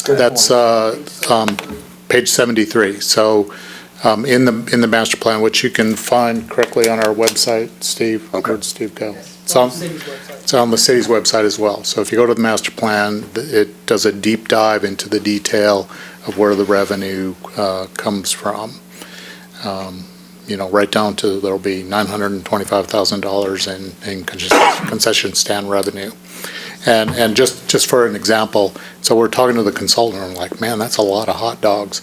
He's like, well, based on our experience in other communities, they sell beer. I'm like, well, that's interesting. But we don't do a lot of that in our parks here. So that's sort of, he's like, well, that's a significant part of the concession revenue. And we're like, we don't have a lot of experience locally with selling beer in our parks, even though it's commonly done in other communities. So that's one of those decisions that we have to reach to say, are you going to produce 1.5 million in revenue? Yeah. So that's why I'm hesitant to say, man, you got half of it paid for just by running the park. Thank you, Jim. Thank you. I was just going to go back to Jeff's comment. I'm a little disheartened, Jeff, that you guys took the approach that since the Parks Master Plan has the dog park moving, that's a multiple-year master plan that wasn't, considered going to move next year. So that's additional cost on top of the city's partnership. And as far as the Stewart Park, Nelson Park Road being a dangerous narrow road, again, that's a road that we have on our plans to do long-term, long-range, but again, that would be expedited and pulled forward. So just really kind of a little disheartened that it wasn't actually considered in this master plan for this entire area. So one thing that I think that would be more equitable is if we did look at those modifications that would be necessary to make this a successful development. Not just say, city, you're in for X, and also now you got to do this too, type of thing. I'd like to see it more inclusive. Okay, yeah, we'll be certainly glad to do that. Well, real quick on that, if you guys remember, we met with the last mayor and set of commissioners and you about that interlocal agreement as far as Stewart and Nelson Park. And I think that kind of got all put on the back burner with the elections and everything that come through. So we had an initial meeting to discuss all those things, and it just kind of has gotten put on the back burner currently. So the Sports Commission, I think it was reported at one point that we just included Stewart and Nelson without permission. That wasn't the case at all. No. Before we had this master plan, we want to make sure that you guys were okay with that too, so. No problem. Yeah, I think the agreement was that we were very open to the usage of Stewart Nelson Park. I don't think that's it at all. It's just the extra cost that would be incurred by the city if we were to have to make all those changes to Stewart Nelson Park. No, we were very open to it being used, but honored, as you said, is not without the changing of being still honoring Stewart Nelson. Right. Well, let me say this, and I want us to be able to talk very frankly and openly about all this, and without anybody getting ruffled one way or another, because these things have to be discussed openly, and so in the equities part of it, the county is putting in twice the land that the city is. The county has one hotel and I don't know how many shops that are going to benefit from the revenue of people. And of course, all these numbers these are all direct numbers that we've heard, revenue from this. This is not, none of this is, well, some of it did. But the impact that it's going to have on hotels themselves, not just the money we take from those hotel overnight bills, but the hotels themselves, the restaurants, the retail shops, the service stations, those are in the city. The city has 90%, I would guess. I've not made an attempt to determine how many there are, but the county has very few businesses, I guess to say in an overall sense, that will benefit by more people coming in to eat in restaurants out in the county, fuel their cars and service stations out in the counties, or one hotel that's in the county. And so those sorts of expenses, all that revenue really goes to the city. But not in sales tax, we don't get anything like that. Well, Or possibly hotel into motel the, tax. what? Yeah. Or hotel motel tax, transit room tax. None of that. Yeah, well, I mean, if you don't think it'd benefit the city for. I don't think that, I mean, we do. It's great commerce for our community. It absolutely brings people in here and creates businesses. Yeah. It just you- doesn't that's really what- go to our bottom line. No. It'll help your bottom line with payroll tax and net profits tax. I think it benefits the entire county. Absolutely. It's a good deal. I think we're all very supportive of it and want to try to work around this.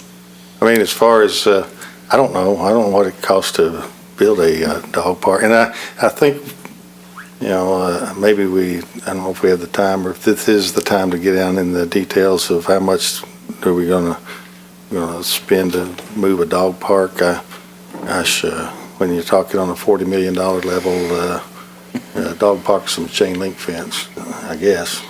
I don't go to a dog park. But I mean, as far as the overall benefits, and I think, I am of the hope that the city will look at it as the city is going to get a sports complex, and just an incredible sports complex within the city, provided by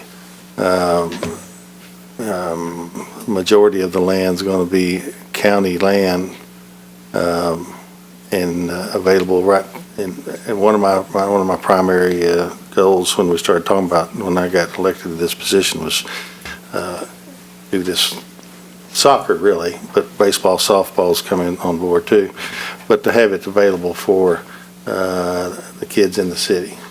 Our plan, the county bought years ago out there at Exit 11 fields for soccer, and it fell through, didn't ever get developed, and that would have been I think a mistake to have built that out there, because the kids inside the city, a lot of them would be challenged to be able to get out there. A lot of people would be challenged to get way out there probably, and so I just think as far as we hear the restaurants, and of course we're in the COVID, and that'll be passed before long, but hear the restaurants, the shops, whatnot. For one thing, they can't get workers for now, but that'll come around after a while.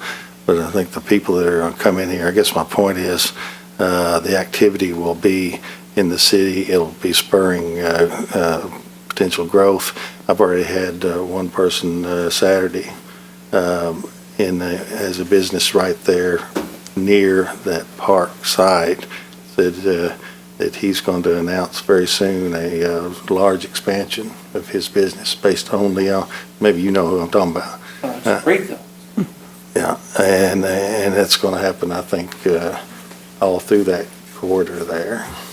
And so the occupational tax, the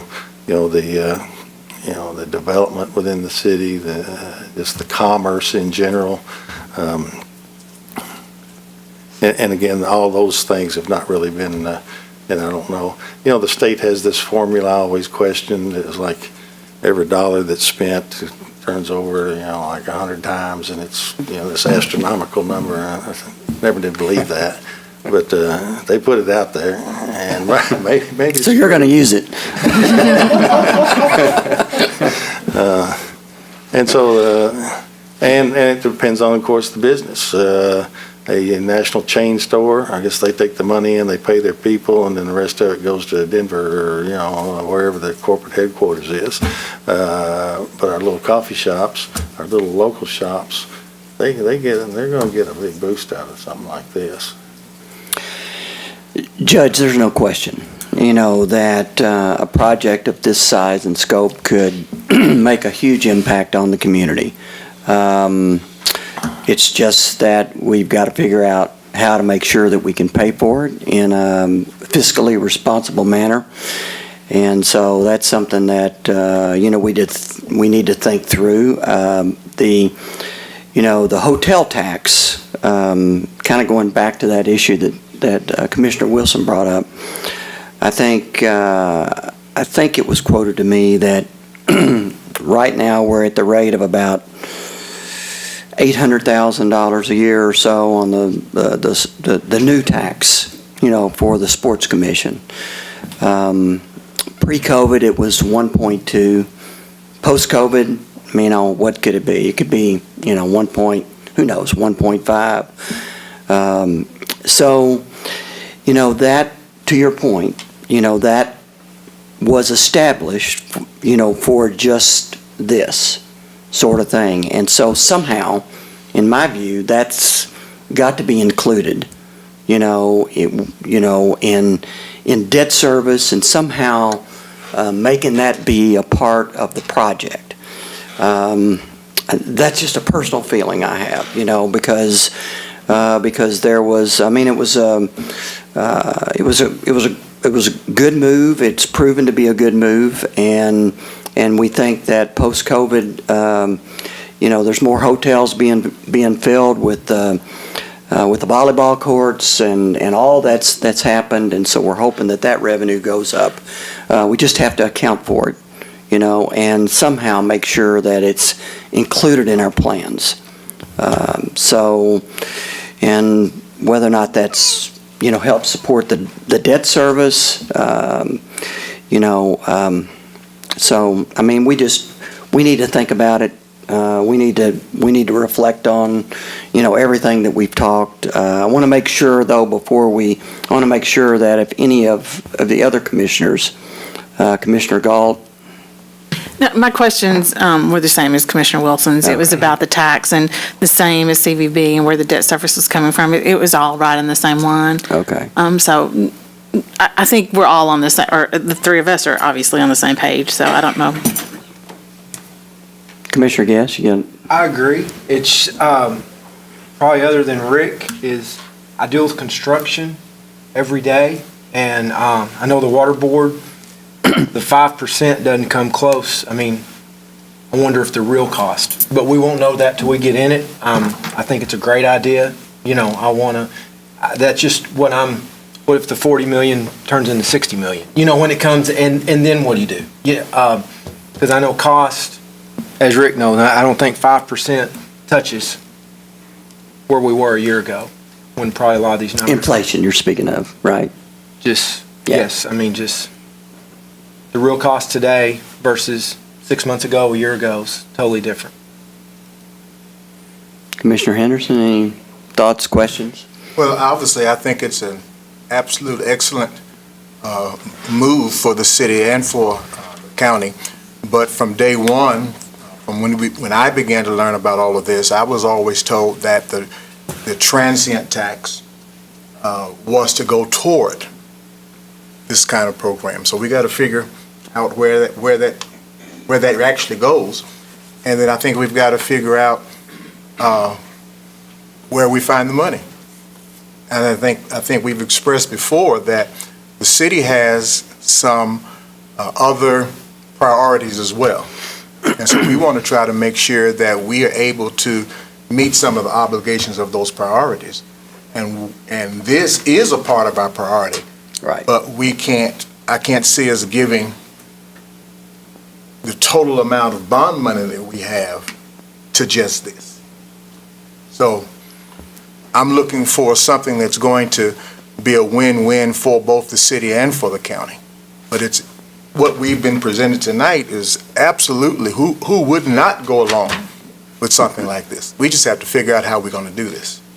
Let me say that on the transient room tax, we've had some discussions about that, and we have we've not, of course, made a decision on it, but have differing opinions about it. But it was not to be used toward this, but the viewpoint, and I think this excludes it because we were looking at possibly using it in about a 10-year period. You have some capital replacements to make. Fields wear out, things get old and damaged, rehab, and that sort of thing. So looking at using that, holding it in a reserve to put toward that.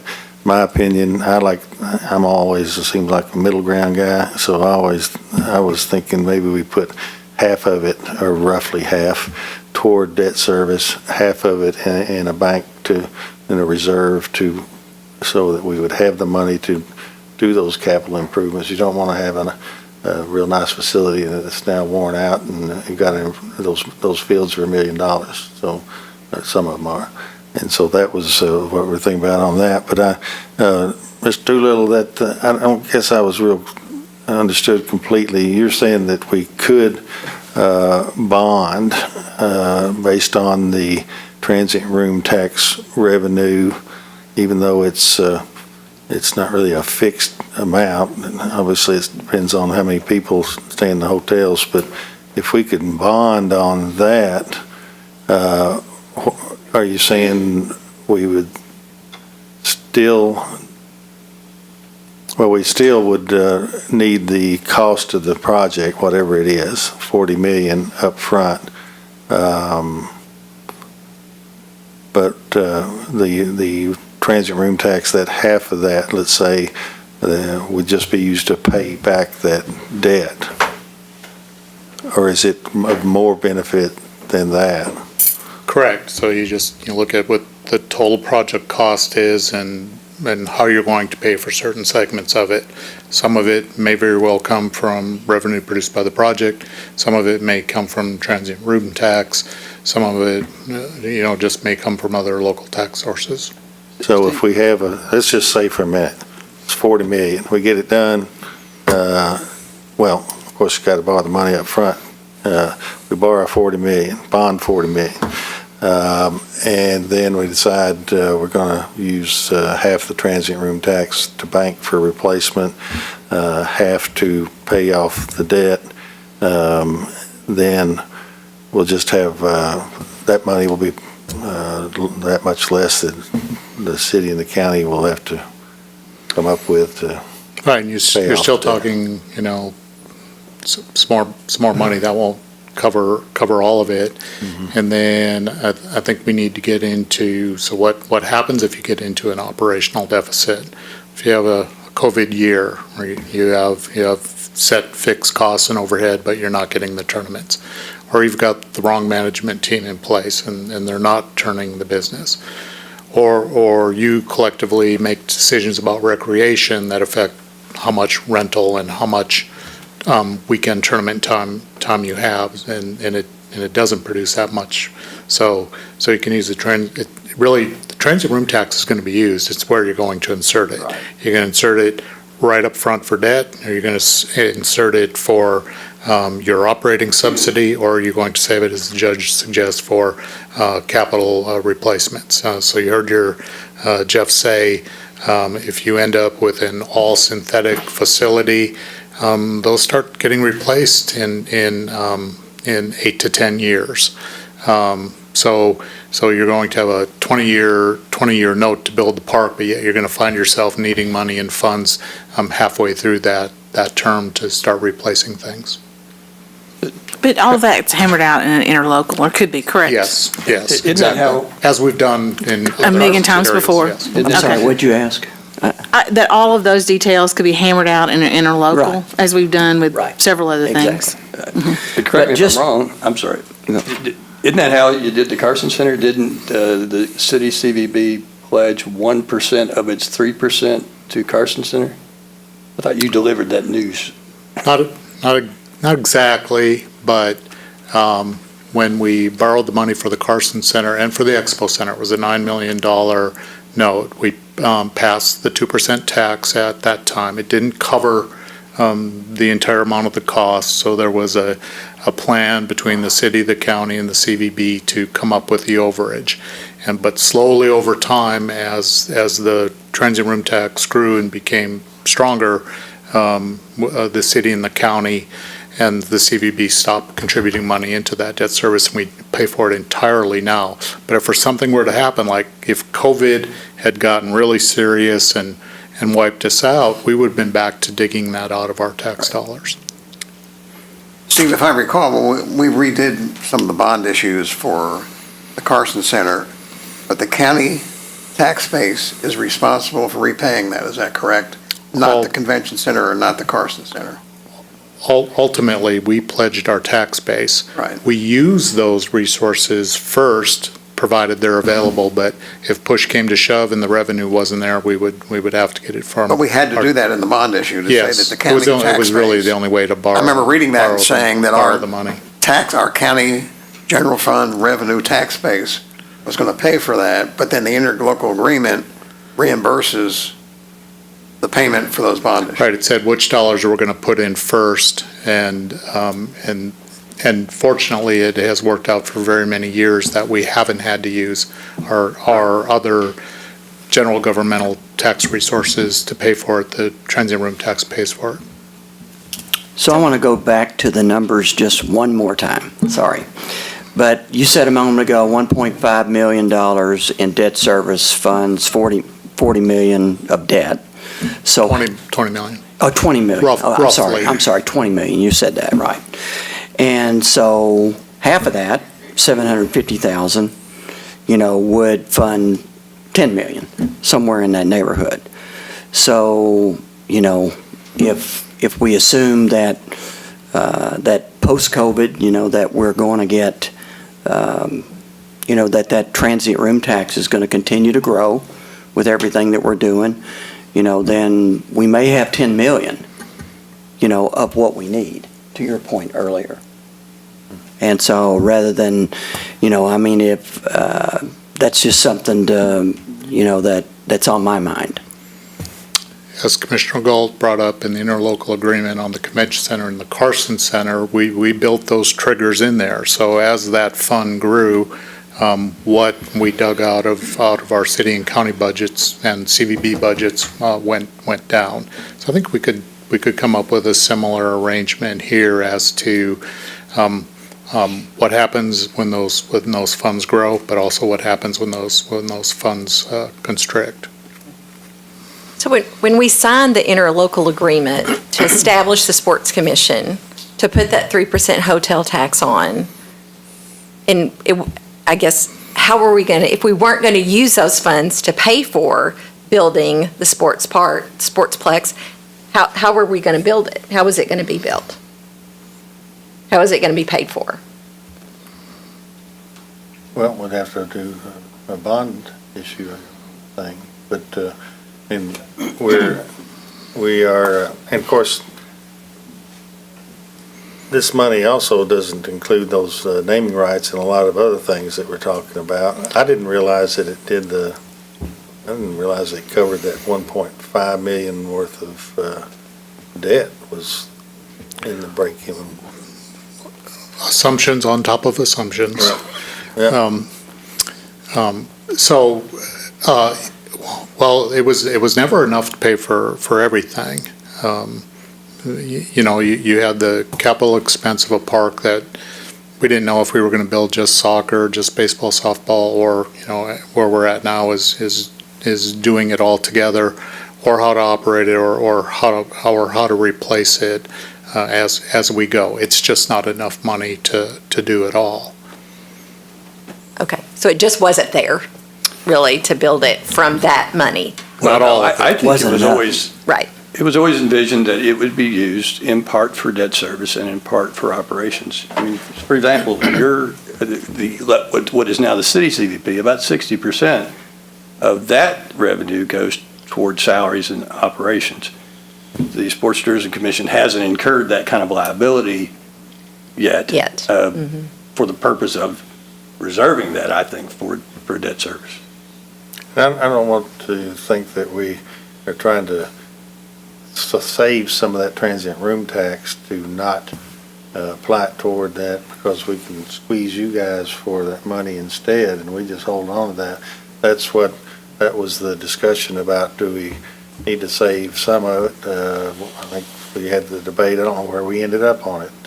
I thought the personally- naming rights money was going to be used for that, for capital for the future.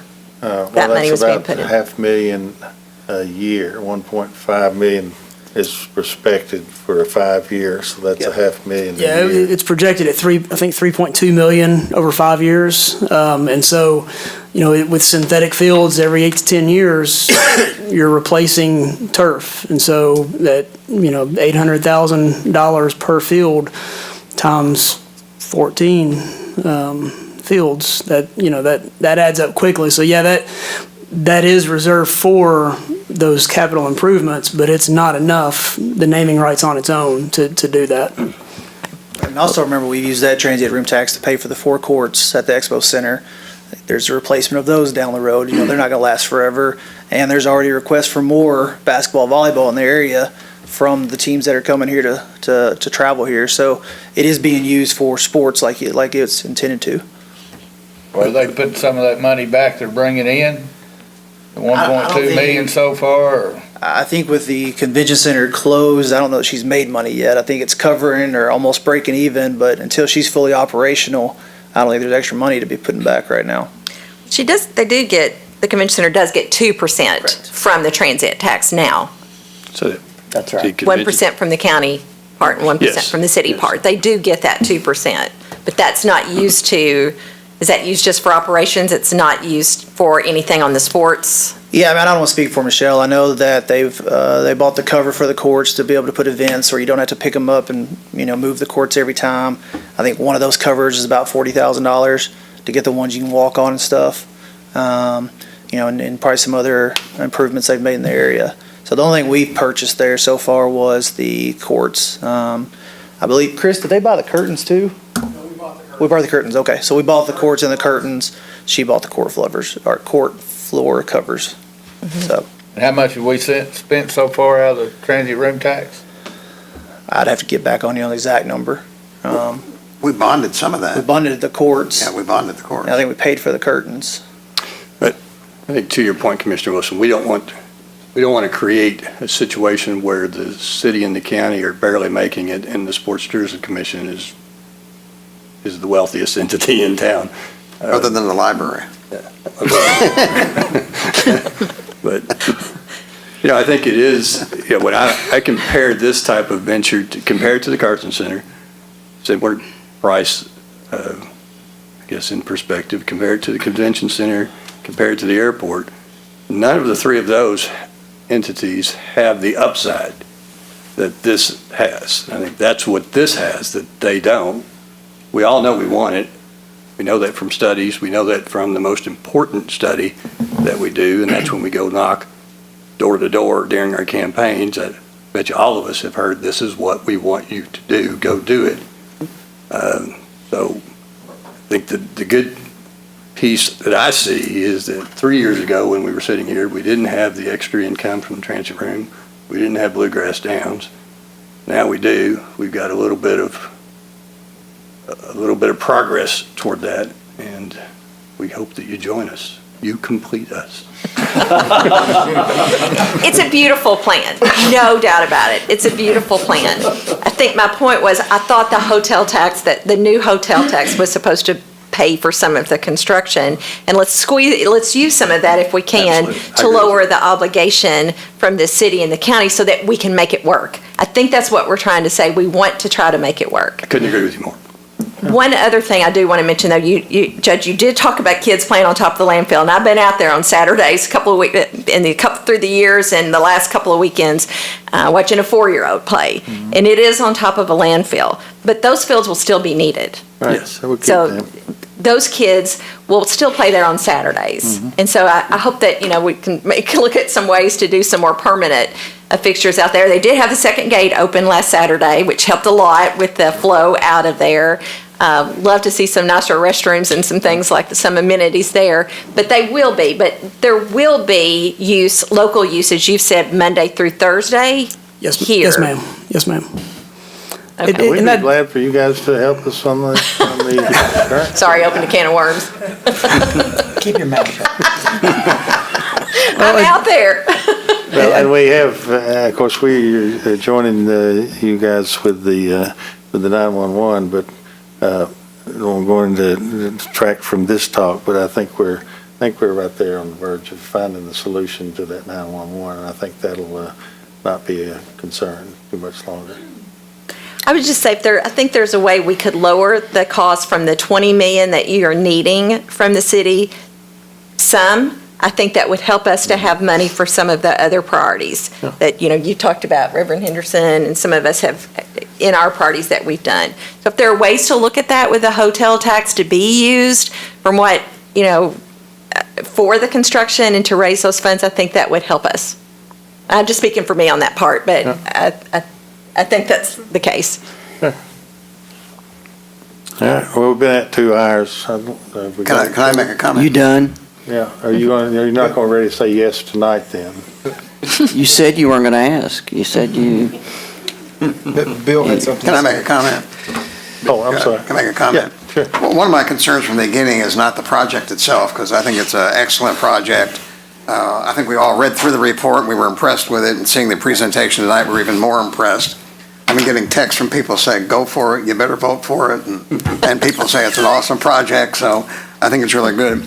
But my concern, I think, is like Commissioner Wilson's mentioning, was the ultimate cost of it and the bonding responsibility. I didn't want to see the county getting a responsibility where we were having if we were to even pay $20 million of the $40 million cost, where we would have a $2 to $3 million bond payment every year, because I was afraid 5 years down the line, we would be in a financial situation again of having difficulty meeting all our obligations, but paying off those bonds.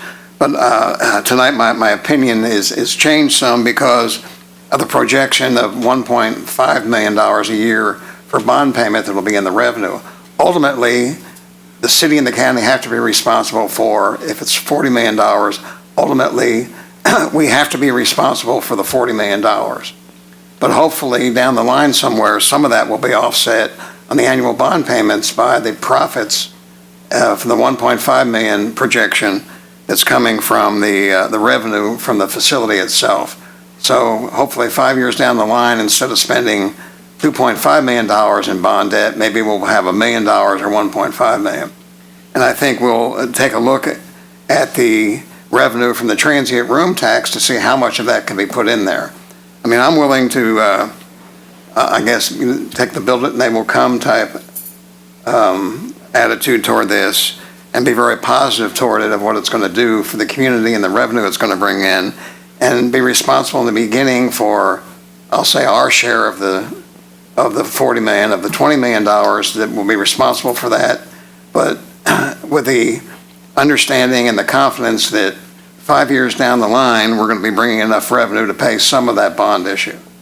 And the revenue from the transient room tax, which hopefully will continue to improve. They're still building hotels in Paducah, so we still have a lot. So again, my concern is the $40 million cost. I know the county and the city will be ultimately responsible if that's the rate we go.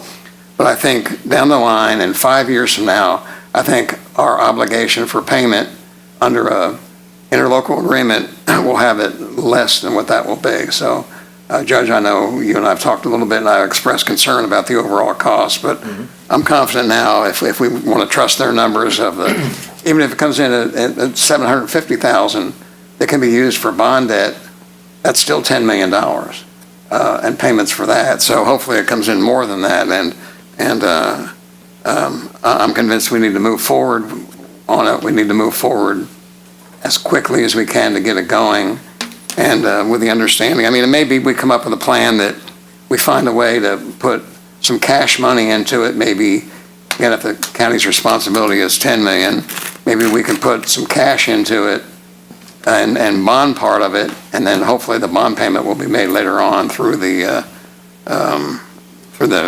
other revenue sources. Maybe the city could do that, put a certain amount of cash into it now with a smaller bond issue, and hopefully it'll be paid off through the other. But ultimately, we each have to be responsible for hopefully $20 million of the cost. And I'm ready to move forward, Judge. The presentation tonight was excellent. And again, the text I got, the people I got it from, I better agree to it or I'm in trouble. Is Gosh, you that must an be option? pretty influential person, whoever that. Was it your wife? Yeah, my wife. But is that an option, how we could potentially do that? You're talking about the city, the county putting in 10 million now and the city putting in 10 million now. Is that an option? I think we have to get the 40 million in the beginning. Okay. We have to have the 40 So we million. would have to be willing to commit to 20 million, as you are, as far as the county is willing. You have the I think from the very ability beginning, we have to. go ahead and commit the 20 million now. We have to have the $40 million either in the bank. We have to have a $40 million or commitment. commitment, right, to made from We the don't very have $40 beginning. million in cash. Right. We got to put a $40 million commitment. Right. And then somehow how we we got to pay it figure off, out, hopefully over how the to years come will- up with that. Yeah. And I just point out, Bill, some of the, your remarks, I appreciate them on me, but some of those assumptions, and Steve made this point earlier, making good decisions going forward about how the sports park is run and what those puts and takes are about, when we let people use them and whether or not we hire the right people and how we set it up for oversight going forward. Those are critical decisions that have to be thought through on the front end. Well, and I want to come back to that thing about, these are really extremely conservative, I think. And Jim, I don't remember what you said, the number. Of course, these are based on one-day tournaments. And I don't remember, what did you tell me, what percentage of tournaments are actually 2 days? One day tournaments brings in 8 to 10 million in direct spending, but I know from softball, baseball, almost every tournament's 2 days.